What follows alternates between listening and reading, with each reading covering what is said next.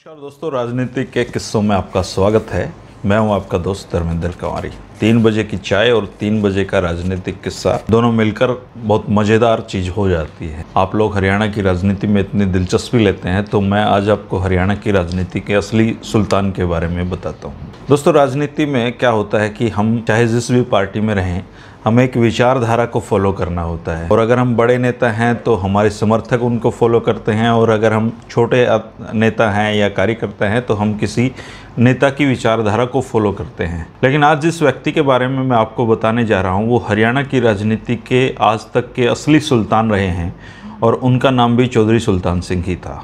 हरियाणा की राजनीति में जो सबसे लंबा शासन जिन लोगों का रहा है वो 3 लालों का रहा है, चौधरी भजनलाल, चौधरी देवीलाल और चौधरी बंसीलाल। ये चाहे जिस भी पार्टी में रहे हों, चाहे जब भी इनका शासन रहा हो, लेकिन एक व्यक्ति हमेशा इनके दिलों के करीब रहे, और वो उन व्यक्ति का नाम था चौधरी सुल्तान सिंह। हरियाणा की तरफ से राज्यसभा में सबसे ज़्यादा कार्यकाल उनका रहा। 16 साल तक वो राज्यसभा के लिए चुने जाते। वो गवर्नर भी रहे, और चौधरी देवीलाल, चौधरी भजनलाल और चौधरी बंसीलाल के साथ उनके सैकड़ों किस्से हैं। लेकिन जो उनकी जो असली जो पहचान थी वो थी भाषण कला। हरियाणा की राजनीति में चौधरी सुल्तान सिंह जैसे भाषण देने वाला व्यक्ति आज तक नहीं हुआ है। जो भाषण देने की उनकी जो कला थी, जिसको हम देसी भाषा में कहते हैं कि दही सा जमा दिया, तो चौधरी सुल्तान सिंह बोलते हुए दही सा जमा देते थे। और उनकी इस भाषण कला ने उनको कैसी और कहाँ तक की ऊंचाइयाँ दी, आज हम इस पर चर्चा करेंगे। लेकिन उससे पहले चौधरी सुल्तान सिंह के बैकग्राउंड के बारे में थोड़ा सा जानकारी ले लेते हैं। पुराने रोहतक का और सोनीपत ज़िले का एक गांव है माजरा, जिसको फरमाना भी कहते हैं। उस गांव में 19 सितंबर 1923 को चौधरी सुल्तान सिंह का एक साधारण किसान परिवार में जन्म हुआ था। 1942 से 1946 तक वो सेना में भी उन्होंने नौकरी की। उसके बाद सेना छोड़कर वो INA में शामिल हो गए और स्वतंत्रता संग्राम में उन्होंने हिस्सा लिया। लेकिन राजनीति की पारी जब उन्होंने खेलनी शुरू की तो वो हरियाणा की राजनीति के असली सुल्तान बने। पंजाब के जब हमारा हरियाणा संयुक्त पंजाब होता था, तो पंजाब के मुख्यमंत्री प्रताप सिंह कैरो ने एक बार उनको बोलते हुए सुना, तो वो उनके फ़ैन हो गए। इसके बाद प्रताप सिंह कैरो अपनी जनसभाओं में उनको ले जाने लगे। और जब प्रताप सिंह कैरो की जो अच्छाइयाँ थी, प्रताप सिंह कैरो के काम जब चौधरी सुल्तान सिंह गिनवाते थे, तो जनता 2 घड़ी उनको सुनती थी, और प्रताप सिंह कैरो उनका भाषण सुनकर गदगद हो जाते थे। उनकी इसी भाषण कला ने उनका जो करियर है राजनीतिक, उसको चमकाना शुरू कर दिया। 1958 में प्रताप सिंह कैरो ने उन्होंने पंजाब विधान परिषद में MLC बनवाया। इसके साथ ही उनको जिला कांग्रेस कमेटी रोहतक का प्रधान नियुक्त करवाया, और उनको आने जाने के लिए एक जीप भी भेंट की गई, जो उस समय बहुत बड़ी बात होती थी। यूनिक बात थी कि किसी के पास जीप हो, और प्रताप सिंह कैरो ने उनको जीप भेंट की थी। तो चौधरी सुल्तान सिंह का जो राजनीतिक करियर है वो प्रताप सिंह कैरो के साथ शुरू हुआ, और इसके बाद उन्होंने कभी पीछे मुड़ के नहीं देखा।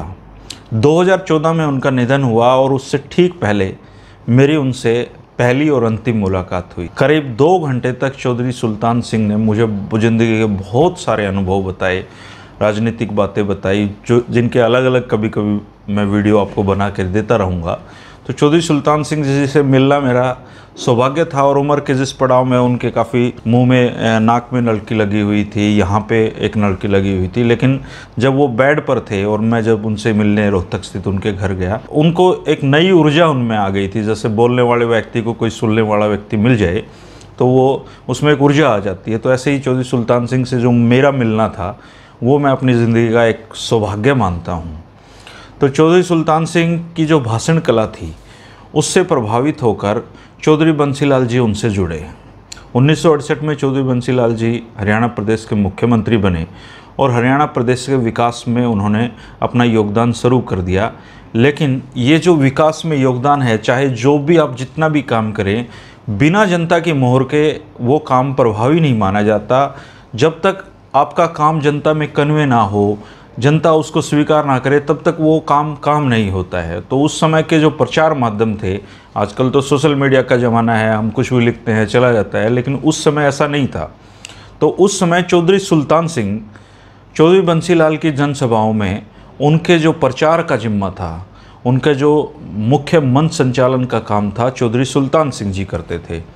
और उस समय चौधरी सुल्तान सिंह जी के बिना चौधरी बंसीलाल की कोई जनसभा कि कल्पना भी नहीं की जा सकती थी। अगर किसी जनसभा के दिन अगर चौधरी सुल्तान सिंह की तबीयत भी खराब हो जाती थी तो चौधरी बंसीलाल चिंतित हो जाया करते थे और किसी भी सूरत में उनको जनसभा में पहुंचना ही होता था और चौधरी सुल्तान सिंह के बिना चौधरी बंसीलाल की कोई जनसभा कभी नहीं हो पाई। तो चौधरी सुल्तान सिंह जब चौधरी बंसीलाल की शान में कसीदे पढ़ा करते तो उस समय जो क्षेत्र की जनता थी उसने जो विकास पुरुष के रूप में चौधरी बंसीलाल की जो छवि है उसको स्वीकारना शुरू किया और मंच पर बैठे बंसीलाल जी चौधरी सुल्तान सिंह को बोलते देख गदगद हो जाया करते थे और चौधरी सुल्तान सिंह की भाषण कला जिसमें संस्कृत के शब्द होते थे, उर्दू के शब्द होते थे और वो बिल्कुल दही जमा दिया करते थे बोलते हुए। भीड़ एकटक उनको सुनती रहती थी। लोग इंतजार करते थे कि कब चौधरी सुल्तान सिंह बोलना शुरू करें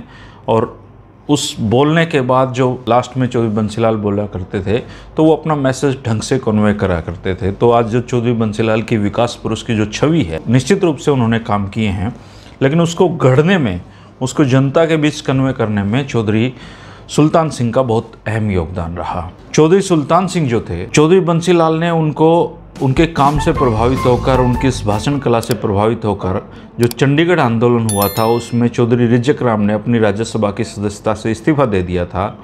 उस सीट पर चौधरी सुल्तान सिंह को राज्यसभा में भिजवाया। इससे पहले चौधरी बंसीलाल ने चौधरी सुल्तान सिंह को हरियाणा बिजली बोर्ड का सदस्य नियुक्त कर दिया था। उसके बाद उनको राज्यसभा में भिजवा दिया। चौधरी बंसीलाल ने चौधरी सुल्तान सिंह को हरियाणा प्रदेश कांग्रेस कमेटी का महामंत्री नियुक्त करवाया और उनको एक कार भेंट की गई। तो उनके पास एक पहले जीप कैरो की दी हुई थी और एक कार बंसीलाल जी ने उनको भेंट करवाई।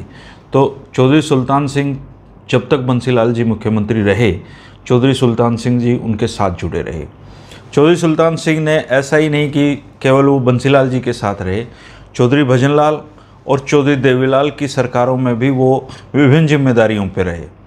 और ख़ास बात यह है कि जब एक मुख्यमंत्री बदलता था, दूसरे मुख्यमंत्री के साथ उनका जुड़ाव होता था, तो पहले वाले मुख्यमंत्री ने कभी भी चौधरी सुल्तान सिंह के बारे में बुरे शब्द नहीं कहे, या आप इसको कह सकते हैं कि उनका किसी के साथ बिगाड़ नहीं हुआ। हरियाणा के हर राजनेता के साथ उनकी दोस्ती रही। हरियाणा के हर राजनेता के साथ उनके जो किस्से हैं वो बहुत चर्चित हैं, जिनके मैं वीडियो कभी आगे भविष्य में ज़रूर बनाऊँगा।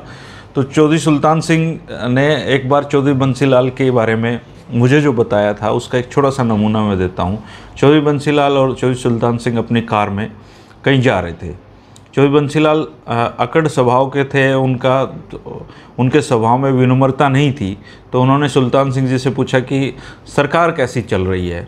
उस समय सरकार की जो स्थितियाँ थी कुछ डावाडोल थी, कुछ प्रॉब्लम चल रही थी और चौधरी सुल्तान सिंह चाहते थे कि वो अपनी सही बात उनको कन्वे कर दें, लेकिन उनको अंदर ही डर भी लग रहा था कि कहीं चौधरी बंसीलाल बुरा ना मान जाएं।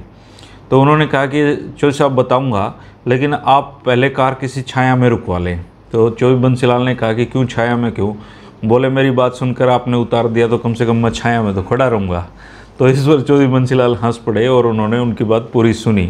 तो इस तरह के हाजिर जवाब चौधरी सुल्तान सिंह जी होते थे।